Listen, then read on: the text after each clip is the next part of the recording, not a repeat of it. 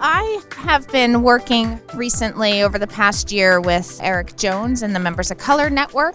He and I, after the killing of George Floyd, decided to start to have some conversations where we wanted to bring folks together in spaces that aren't typically together in spaces. So in order to try to do that, we centered them around critical conversations around race and privilege. And we had white folks in the room and members of color in the room. We met virtually and started to have some conversations. We broke into 3 conversations we had around books. We started with, so you want to talk about race?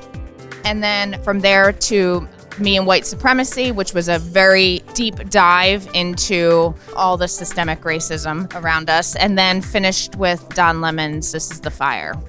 Those conversations have been all virtual and have brought us to where we are today at NJEA convention. For a lot of our members, this might be the first time that they're choosing to sit down and have discussions around race, whether they are white members or members of color, where we're all together moving this forward instead of standing back. Yesterday, we had hundreds of copies of these 3 books.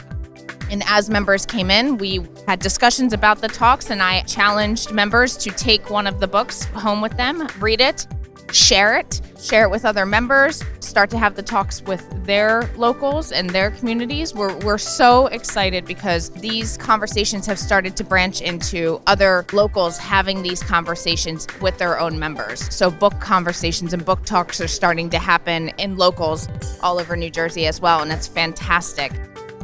Eric and I think, work well together because we come from such different backgrounds. And I was learning a lot on this journey myself, having this awakening. And once your eyes are opened to the amount of discrimination and racism all around you, you really can't close your eyes to that any longer. So I think having that vulnerability in these spaces where I was learning right along with other NJEA members, they felt comfortable enough to be vulnerable as well. As a white person, I feel like I've spent too much time just standing back and just watching this happen. But now I want to be an ally and jump in and see how I can help to change our future.